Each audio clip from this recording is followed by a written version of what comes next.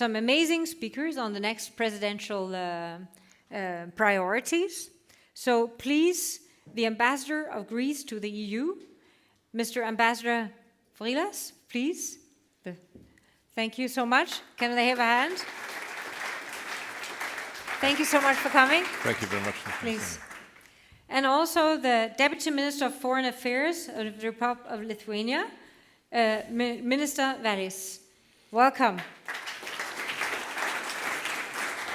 Thank you so much for coming. And last but not least, Una, who is our leader of Tech Ireland on the current presidency. Please, Una. Hi. Do you need a hand? Thank you so much. Please. Lovely to meet you. Okay, I'm told that the ambassador needs to leave at 2, so I need to speed up. Thank you so much for coming, and sorry for making my speech slightly longer. Listen, one of the things that we have really had success with is to collaborate across the different presidencies, and I think we're going to kick it off today.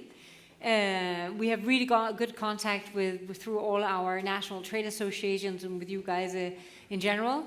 So we are really looking into what will good look like when we actually are through these next 3 presidencies. So let me start by asking you, Ambassador. So you have really, a lot of experience in how a country that transformed from I would say, a crisis economy and maybe a little bit old-fashioned economy into a digital economy. So Greece has really you have seen them jump up on the digital index over time. How do you attribute that? I mean, what were the things that you think that Greece did right? Right. Well, first of all, thank you for hosting me. Secondly, I know it's not a very good idea to give the lie to the moderator, but A, I'm not an amazing speaker, and B, I'm a jack of all trades and master of none, by definition, and B, I don't necessarily have to leave at 2. The world will continue to spin. Perfect. Even if I am 5 or 10 minutes late. Listen, we have a story to tell. It is a successful one. Whether it's on the economic front or on the digital front, we have a national blueprint. We've built the infrastructure, both administrative and also now the capabilities that allow us, we hope, to do better. We've seen that certainly on the public sector front with pilot projects, which allow for faster, more efficient administration, and that in turn leads to better governance and more democratic governance, as well as to good economic results on more widely spread. And we hope that we can also turn into a hub in light of our geographic position. So sort of a Mediterranean hub that would link the EU southern neighborhood, the Western Balkans, Eastern Europe, and of course when it comes to the job that we will do here in Brussels, today was the very first day of the Irish presidency. And it's always a reminder that in exactly 1 year we will be in the lead. And I don't know if you're familiar with the way it works. We sort of go around the table, and so we approach the presidency, and it was a bit of a shock when I saw how close we were to the chair. But we have been cooperating extremely well with our trio partners. We've done really good work, and of course we wish Ireland and Lithuania all the very best, because this will be very good for Europe. It will also be, if they do well and take care of business, it will also be good for the Greek presidency, because it'll mean less work for us. Good. So at least a little bit of you said we have done quite a lot in Greece, and we want to be a hub. I mean, you're already a hub for some of the big institutions on cybersecurity, of course. And on data centers, you also are playing a major role. Do you see, now we discussed data centers just before, now jumping ahead, trying to go backwards, saying like, what will you, as a presidency, do you see that there will be particular things that would be most important in 27 that you would focus at? I wouldn't have anything really very smart to say, and certainly following up on your presentation, because you really underscored all the various priorities, all the various areas on which we need to work. And there's building resilience, capabilities, attracting talent, developing skills, making sure that we have the regulatory framework that allows for, at the same time, strategic autonomy, but also being open to markets, to innovation. Not create a sort of fortress Europe when it comes to the digital world. That of course presupposes also agreements with trusted international partners. So we will be working on all these. We will be working on all these areas in the hope that we can produce the best results possible. Amazing. So let's jump back to the Irish presidency today. Yeah, right. And I know that Ireland has basically, over the last 10 years, grown 200%. One of the reasons is basically all the foreign investment that you have attracted, right? Data centers, production of pharma products, etc. A lot of companies are headquartering and going out of Ireland. So, what are the ones that you see that would be like the most important for Ireland to drive forward now in the middle of what we are looking at right now with the geopolitical turbulence? So I'm definitely not a fluent Irish speaker, but the theme for the Irish presidency is Níneart go cur le chéile, which means strength with unity. So that's really, I suppose, the focus of the Irish presidency, and kind of under that there's maybe a couple of main pillars, but for our discussion today, that'll centre around competitiveness, security and resilience, and trust. So all of those interplay with, I suppose, everything we've spoken about already this morning. On the competitiveness front, obviously in terms of the omnibus, that will now kick on into the Irish presidency. There will be a major, obviously, focus on that in terms of, making sure it's fit for purpose. It does what we want the simplification agenda to do. And, from an Irish perspective, we have been engaged very significantly with the Irish representatives. It's really well understood the need for competitiveness, and especially digital competitiveness. On the trust piece, I think that's maybe indicative of some of the discussions maybe that are happening around sovereignty as well at the moment. That, again, the tech sovereignty package will probably get its first read-through under the Irish presidency. That, again, Ireland comes to this with a very strong, as we call it, the transatlantic bridge relationship, but obviously working with like-minded partners, good history in terms of working with other member states and bringing people to the table and trying to, I suppose, get people to the same page. Very much open strategic autonomy, absolutely protecting ourselves, but without building walls around ourselves and being too protectionist, but recognising the need, and I suppose this goes back to our security and resilience piece, the need for Europe to be able to have its own capacity and have its own, businesses that are flourishing here. And again, we've already spoken about what are the fundamental building blocks of that. From an Irish perspective, we've won, I suppose, particularly from a data centre perspective and that whole capacity piece. There's 107 data centres in Ireland. We're quite a small island, so this often gets remarked upon, and it does lead to, capacity constraints in terms of the grid, and that leads to a lot of debate. But industry and government and all the various stakeholders are working together. There is a new large energy user action plan, which really, I suppose, predates. This came out before the tech sovereignty package, but the deal was, if you want to build a new data centre, you bring 100% renewable energy to the table that you're going to require. And that then is kind of, there's a quid pro quo, if you will. And that is essentially, I think, what Europe is proposing. From the renewable energy developer perspective, they need that hook. They need the large energy user to be there to actually come to long-term agreements in terms of power usage. They have that guaranteed customer, so it makes that investment worthwhile. For the data center, then they have that assurity that they have access to the grid connection that they need. And then from an infrastructure perspective, this is all going towards building Europe's capacity, which, as we know, is far behind the rest of the world. And that's really, I suppose, you kind of be able to walk before you can run, and I suppose the compute capacity of Europe is something that is really top of mind for us. Yeah.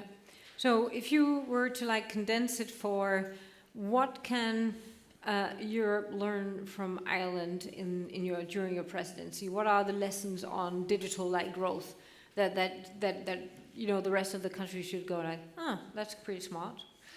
I suppose it's the ecosystem. So we do have a strong Irish technology base. Really, in terms of the employment numbers, although, maybe from a tax perspective, the larger companies contribute a lot, employment numbers-wise, it's actually 50-50 pretty much. It's about 55-45 on the FDI, the foreign direct investment companies, and Irish-owned tech companies. And that ecosystem is really important. So the two actually interplay with each other. There's a spillover of talent. One moves from one and one moves to the other. And actually it spurns really good startups and scale-up companies. So nurturing that ecosystem, making sure it is interacting with each other, that is a huge part, and that's what actually drives it forward. So the spillover effect of success, a little bit like creating a hub, because they're there, more will come, the talent's there, you learn from each other. Contagion and how effect. to build that. Okay.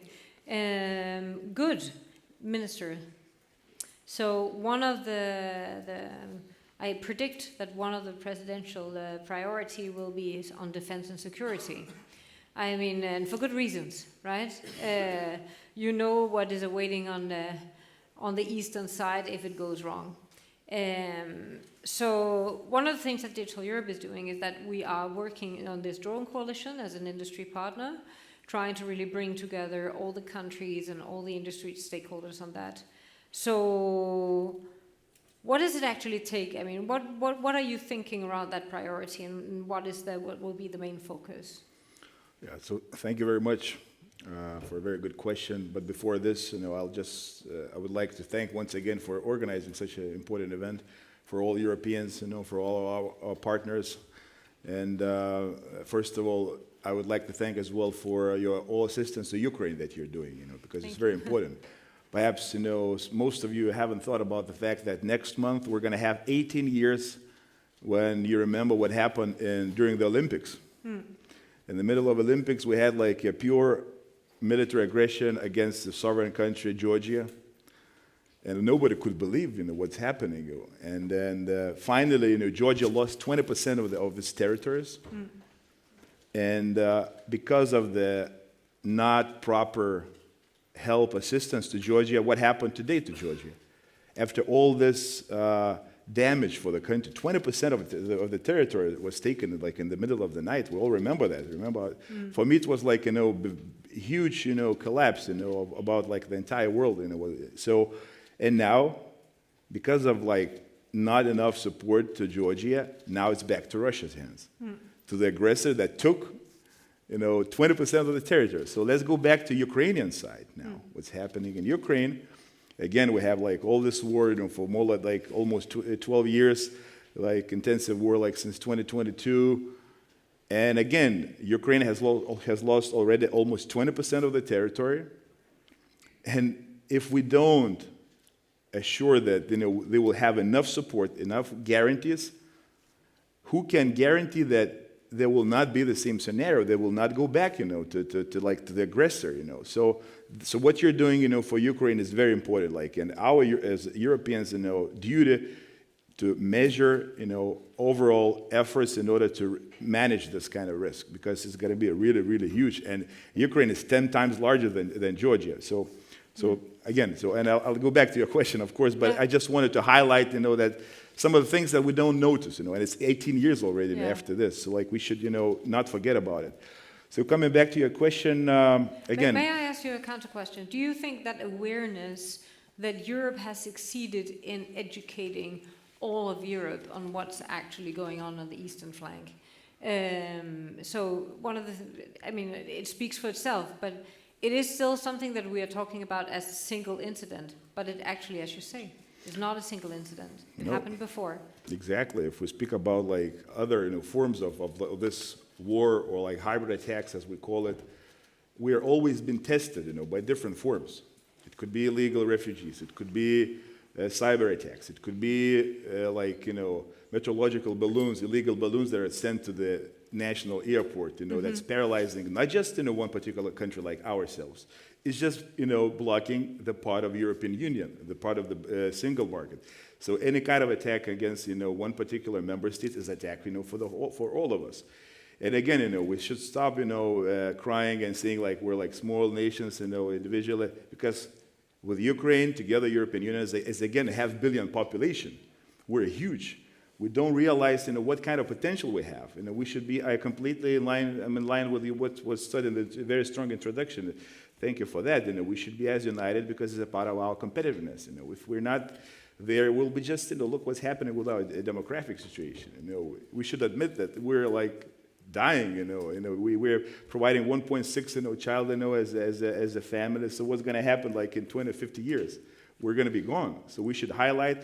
We all realize that solving the problem starts with admitting it first, and then we can think about the action plan, how we go further. So coming back to our priorities, of course, we're completely planning to strengthen both our security and our technological footing at the same time. So we clearly see like defense, resilience, digital sovereignty are as two sides of the same coin.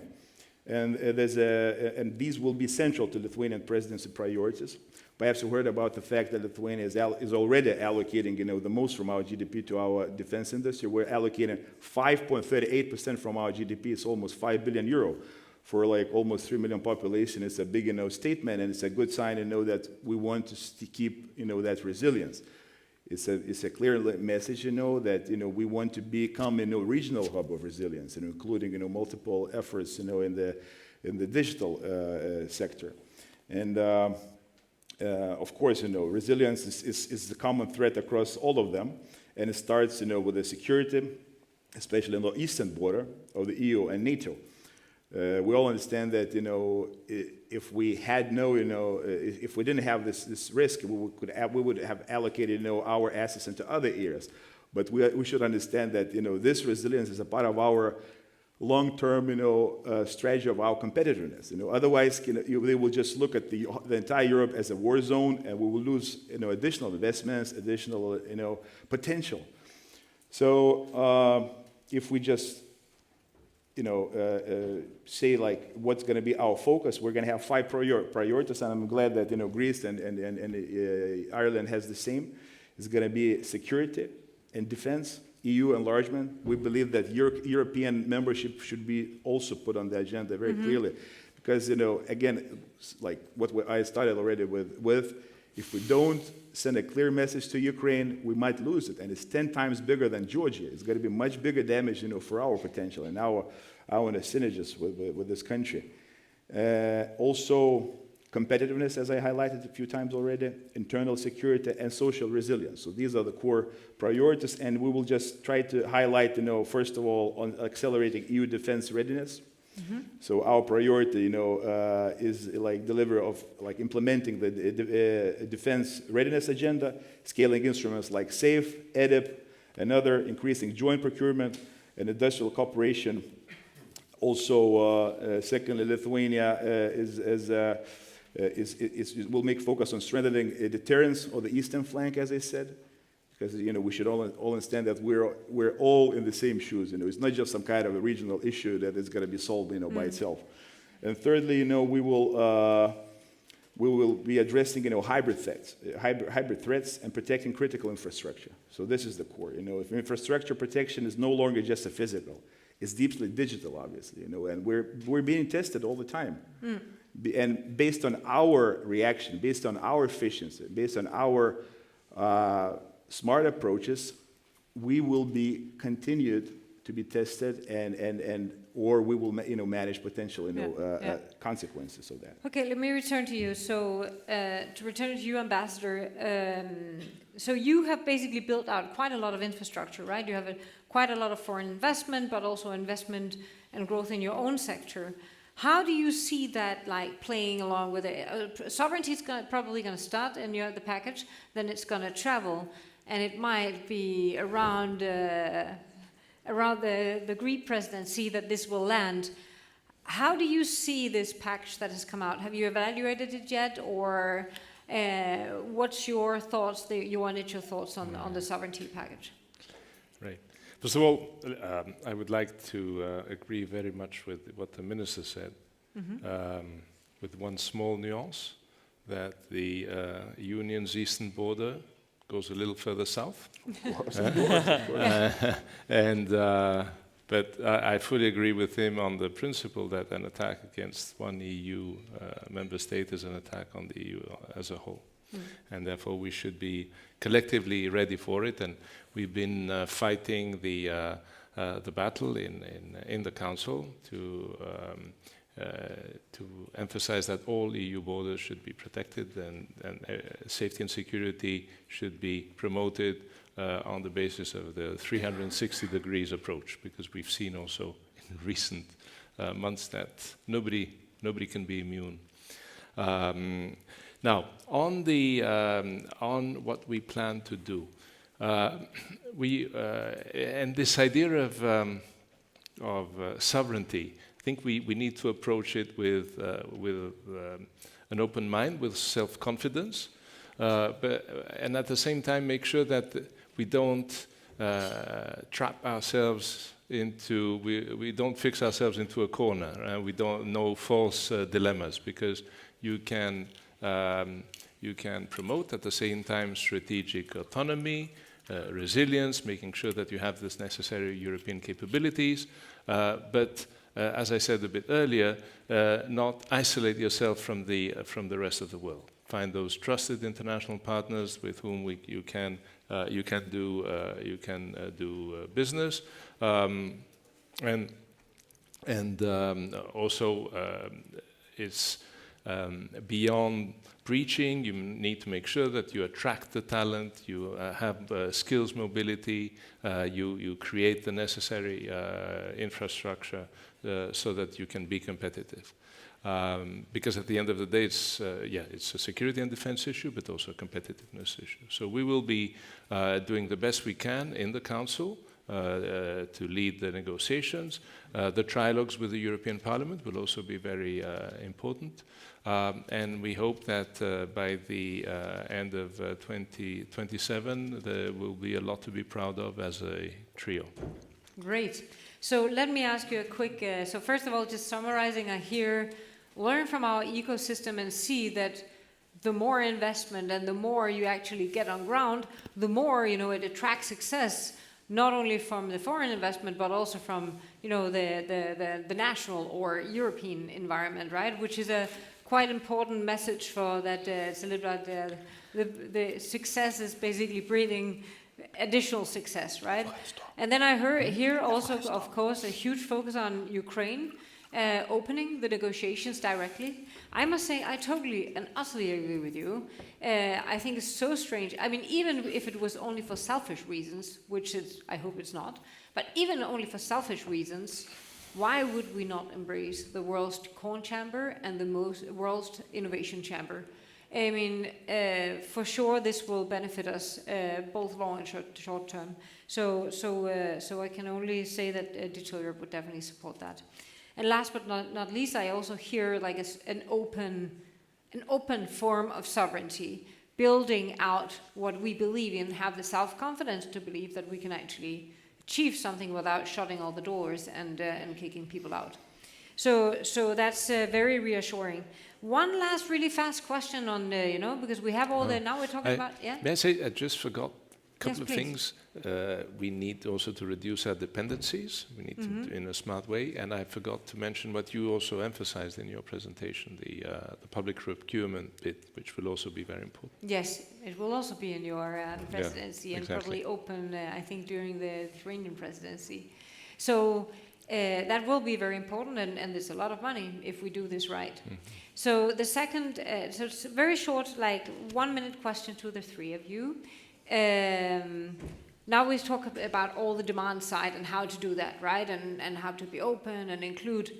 So we still carry around this big stone, called regulatory compliance cost. And no matter what, we are sick and tired. Nobody wants to talk about problems. It is kind of a problem, right? So 500 billion, we're dragging around that, and just the time you get up and you get people like me, you look at it and you think, it's like things that doesn't motivate innovators.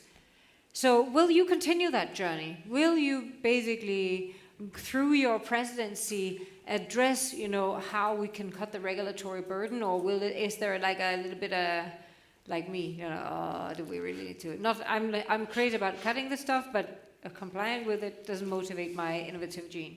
So will you continue that journey on simplifying and cutting the regulatory burden? Yes, absolutely. It's going to be key for the Irish presidency, and it's certainly an area we'll be driving. Yeah. Yeah, if I said no, I would look ridiculous. Just very frankly, just to try to, highlight, a few facts. So, when we speak about digital sovereignty, it's just not about isolation, it's about ability to act. So, we're going to try to emphasize three things. First of all, reducing dependencies, therefore, we'll just be building, our own capabilities. Because without these capabilities, openness can quickly turn into vulnerability. Secondly, digital rules. Rules alone do not create technological strength. We need to ensure that our regulations will support investment, innovation, and scaling across the single market, rather than fragmenting it.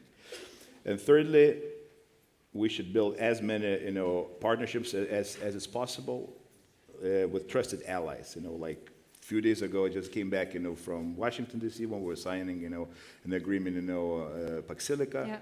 Yeah. Having such kind of partnerships, being with like-minded partners, is another, way of being, confident that we're going to be enough, resilient and competitive. So these are the three parameters that we're going to incorporate, in our presidency. Amazing. You can rest assured we will be. I have a saying, I cannot promise 100% results, but I promise 120% of effort. And clearly, doing well on simplification will be good for Europe and for the European Union, and therefore, by definition, for my country as well. I need to be very honest, however. I believe we've done some really good, important strides on simplification in the past few months. There's a general sense of, that we need to look at this a little again, because what we have noticed is that you have national administrations, sometimes Commission services, that see this whole exercise as an opportunity, or as a nuisance, because it sort of, takes them away from their comfort zone of the past few years, the copy-paste mentality, as I say, or even as an opportunity to reopen battles that they had lost when at the time of the adoption of a regulation. So we need to have a fresh look at that. We need to also reach out to the European Parliament, because they have their own little demons to fight there. We need to understand that it is in the interest of the European Union collectively to get to a good result, because otherwise, if we don't, we will be. It's good to know that you will be having Mr. Letta later. Quite frankly, we'll be doomed. There's no other way, and those 500 billion will sound great, but they won't amount to much if we cannot implement them in the best possible, most efficient way. Yeah. I want to say thank you to all the three of you. Thank you so much for very inspiring. I think we have 3 amazing presidencies coming up. Thank you for your collaboration and your trust, and thank you for basically focusing at the right thing, getting Ukraine in, making sure that we simplify and build our ecosystems. Thank you. Thank you.